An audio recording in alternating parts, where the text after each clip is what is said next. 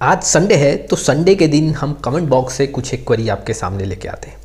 जी हाँ, पूरे वीक में जो कमेंट बॉक्स में क्वेरी होते हैं उन सारी क्वेरी में से कुछ क्वेरी मैं संडे के दिन आपके सामने रखता हूँ। क्वेरी सेशन स्टार्ट करते हैं, लेकिन उसके पहले mutual fund related complete solution चाहिए तो आप मेरे साथ जुड़ सकते हैं। जी हाँ, डिस्क्रिप्शन बॉक्स में जाकर पूरा डिटेल चेक करें और डिटेल के बेसिस पे व्हाट्सअप नंबर के थ्रू आप मेरे साथ जुड़ सकते हैं। आप में से बहुत ऐसे इन्वेस्टर हैं जिनको पोर्टफोलियो रिव्यू को लेके, डिज़ाइन को लेके काफ़ी कन्फ्यूजन है।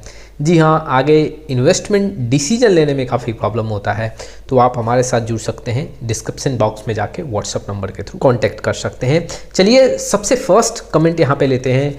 यार, जब से म्यूचुअल फंड में इन्वेस्ट स्टार्ट किया तब से मार्केट डाउन ही चल रहा है, क्या करूँ?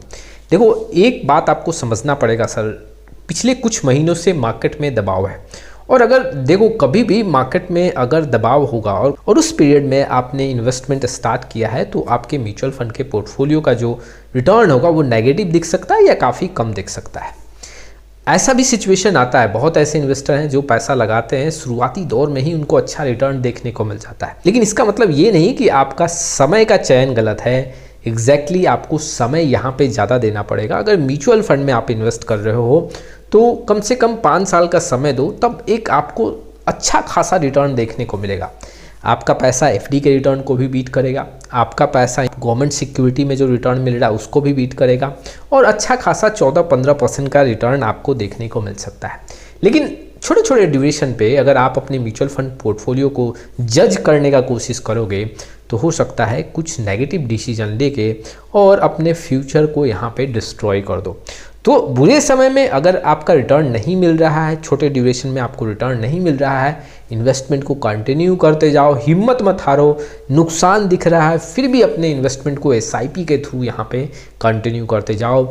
आपको मैं विश्वास दिलाता हूँ कि आने वाले 2 साल 3 साल में आपका रिटर्न काफ़ी बेहतर देखने को मिलेगा। लेकिन हाँ, इसका मतलब ये नहीं कि आपके पोर्टफोलियो में सिर्फ सेक्टर फंड ही होना चाहिए। सेक्टर फंड काफ़ी ज़्यादा पोर्टफोलियो को डैमेज करता है और कई बार रिटर्न तो ज़्यादा बना के देता है, लेकिन कई बार नुकसान भी इन्वेस्टर के सामने बड़े फिगर में ला के रख देता है। तो इन सारे पॉइंट्स का आपको ख्याल रखना चाहिए। चलिए अगले क्वेरी की तरफ बढ़ते हैं। ऐसा क्यों हो रहा है कि एफआईआईज निकल कर भाग रहे हैं? विदेशियों को भारतीय बाजार पर से विश्वास बिल्कुल उठ गया है। देखिए, ऐसा कुछ भी नहीं है। समय समय पे एफआईआई अपना पैसा निकालती है। एफआईआई को जहाँ पैसा ज़्यादा बनता हुआ देखने को मिलता है वहाँ पे एफआईआई अपना पैसा निकालती है। सपोज दैट आज भारतीय मार्केट में पैसा लगाई है, यहाँ पे अच्छा रिटर्न मिल रहा है, कुछ दिनों के बाद कहीं और अच्छा रिटर्न देखने को मिलेगा तो वहाँ पे भारतीय मार्केट से पैसा निकाल के एफआईआई जी हाँ दूसरे मार्केट में पैसा लगाएगी।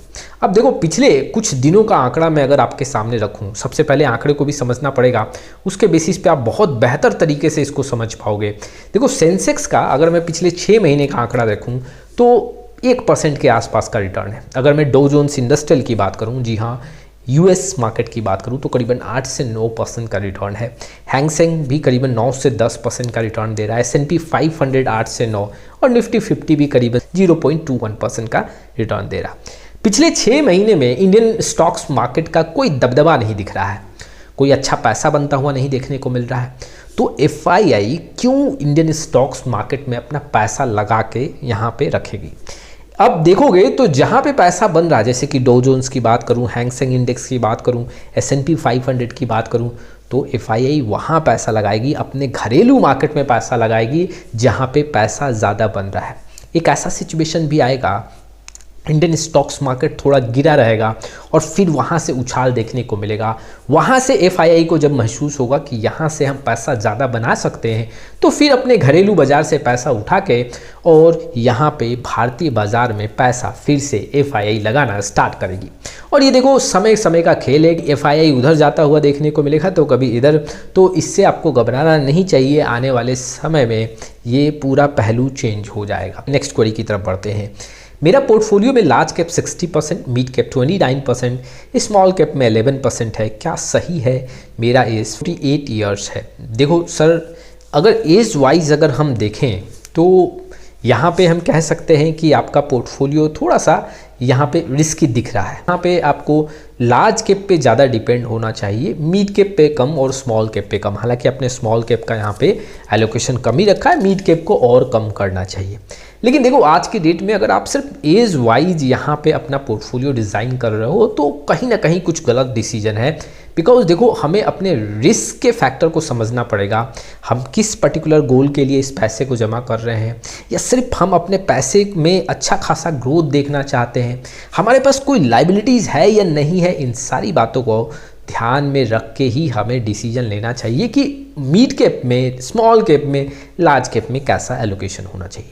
मैं एक और आपको यहाँ पे हिंट देता हूँ, अगर आपके पास कोई लाइबिलिटीज़ नहीं है, आने वाले 10 साल 15 साल में कोई जिम्मेदारी आपको यहाँ पे नहीं देखने को मिल रहा है, जब आप रिटायर होने जाओ तो उसके लिए भी ऑलरेडी आपने प्लानिंग कर रखा है, और ये जो आप पैसा इन्वेस्ट करने जा रहे हो, जो आप मुझे ये एलोकेशन बता रहे हो, ये सिर्फ अपने कैपिटल ग्रोथ के लिए इंतज़ाम कर रहे हो, तो मैं बोलूँगा कि मिड कैप और स्मॉल कैप के एलोकेशन को और इंक्रीज़ करो, यहाँ पे लार्ज कैप के एलोकेशन को कम करो। जी हाँ, देखो जब कोई रिस्क आपके सामने दिख ही नहीं रहा है, कोई भी ऐसा पैरामीटर नहीं है कि अगर हम यहाँ पे कुछ अग्रेसिव होके चलें तो आने वाले समय में जी हाँ हमारा जो एक मैंडेटरी रिक्वायरमेंट है वो फुलफिल नहीं होगा, ऐसा कोई सिनेरियो नहीं देखने को मिल रहा है, तो आपको यहाँ पे अपने मिड कैप और स्मॉल कैप को इंक्रीज़ करना चाहिए। अदरवाइज अगर कुछ लाइबिलिटीज़ है, आप रिस्क को कम लेके चलना चाहते हो, काफ़ी कंजर्वेटिव होके चलना चाहते हो, तो मिड कैप के एलोकेशन को और कम करना चाहिए। चलिए अगले क्वेरी की तरफ बढ़ते हैं। 3000 SIP only Tata small cap में start since 2 month, is it good with 1 funds. देखिए एक फंड्स के साथ अगर जा रहे हो, सिर्फ आपके पास 3000 का SIP है, तो मैं तो आपको एडवाइस करूंगा कि कुछ आपको मिड कैप का भी एलोकेशन लेना चाहिए, सिर्फ एक मार्केट कैप पे आपको डिपेंड नहीं होना चाहिए। हालांकि देखो अगर आप अभी शुरुआती दौर में हो, आने वाले समय में और SIP अमाउंट इंक्रीज कर सकते हो, तो फिलहाल अभी आपको 3000 SIP Tata small cap mutual fund में ही रखना चाहिए। जब पैसा आप इंक्रीज करो, चाहे वो 2000 हो या 1000 हो, तो आप एक मिड कैप फंड का ज़रूर यहाँ सिलेक्शन करें और इन्वेस्टमेंट को कंटिन्यू करें। देखो मैं आपको ये भी एडवाइस करूँगा, एक मार्केट कैप पे अगर डिपेंड रहोगे तो कई बार आपका पोर्टफोलियो 2 साल 3 साल स्लो हो सकता है और उस समय आप कुछ गलत डिसीजन लोगे। डाइवर्सिफिकेशन के साथ चलोगे, मार्केट कैप के अकॉर्डिंग डाइवर्सिफिकेशन करोगे, तो रिटर्न आपको एक बैलेंस बनता हुआ हर साल कुछ ना कुछ देखने को मिलेगा ही मिलेगा, और आपके पोर्टफोलियो में डाउन साइड प्रोटेक्शन काफ़ी स्ट्रॉन्ग रहेगा। चलिए अगले क्वेरी की तरफ बढ़ते हैं। Sir can we expect 19% return from SBI small cap and Nippon India small cap fund? I can remain investment for 15 years, I have 10 lakh lump sum. देखिए ये दोनों फंड में लमसम का ऑप्शन नहीं है, पहले ही बता दूं मैं आपको। और अगर मैं इन दोनों फंड का रिटर्न देखूं तो पिछले जी हाँ 10 साल का अगर मैं आंकड़ा देखूं तो 10 साल में इस दोनों म्यूचुअल फंड ने अच्छा खासा पैसा बना के दिया है। जैसे कि देखो अगर मैं SBI small cap mutual fund की बात करूं तो 10 साल में ऑन द एवरेज 22% का रिटर्न देखने को मिल रहा है। Nippon India small cap mutual fund की बात करूं तो 10 साल में ऑलमोस्ट 23 से 24% का रिटर्न बनता हुआ देखने को मिल रहा है। तो लंबे समय में पैसा यहाँ पे 19 से 20% से ऊपर ही बनता हुआ देखने को मिल सकता है। लेकिन मैं आपको एक अच्छा ट्रिक देता हूँ जिसके बेसिस पे आप समझोगे, जब भी ऐसे म्यूचुअल फंड से आप बाहर निकलो तो मार्केट जब हाई हो तभी बाहर निकलो, नहीं तो रिटर्न आपको कम देखने को मिल सकता है। मैं एक एग्जांपल आपके सामने रखता हूँ। देखो Nippon India small cap mutual fund में अगर आप यहाँ पे मान लो कि एक एग्जांपल है, अप्रैल 2020 में पैसा लगाते और जनवरी 2022 में देखते तो 216% का रिटर्न है। लेकिन अगर आप वही पैसा मान लो अप्रैल में लगाते और फिर अगर देखते तो जून में यहाँ पे पैसा निकाल रहे हो, जून 17 जून के आसपास, तो यहाँ पे रिटर्न 150% का है, मतलब रिटर्न कम हुआ। तो जब मार्केट हाई हो तब आपको एग्जिट लेना है, वहाँ पे आपका रिटर्न 2% 3% एनुअली बढ़ सकता है, और ऑन द एवरेज आपको यहाँ पे जो आपका रिक्वायरमेंट है वो ये दोनों फंड फुलफिल करता हुआ देखने को मिल सकता है। लेकिन हाँ मैं आपको पहले ही बता दूँ, यहाँ पे लमसम का ऑप्शन अलाउ नहीं है। आज के लिए बस इतना ही। जी हाँ, बहुत ऐसे इन्वेस्टर हैं जो कमेंट बॉक्स में आते हैं और हर संडे मैं वैसे कमेंट को जी हाँ आपके सामने लाने का कोशिश करता हूँ। आप में से बहुत ऐसे इन्वेस्टर के पास कुछ क्वेरी हो पोर्टफोलियो रिव्यू को लेके, डिज़ाइन को लेके, कैसे फंड का सहारा लें, डिस्क्रिप्शन बॉक्स में डिटेल चेक करके और व्हाट्सअप नंबर के थ्रू आप कनेक्ट हो सकते हैं। फिर मिलेंगे एक नए वीडियो के साथ, तब तक के लिए जय हिंद जय भारत।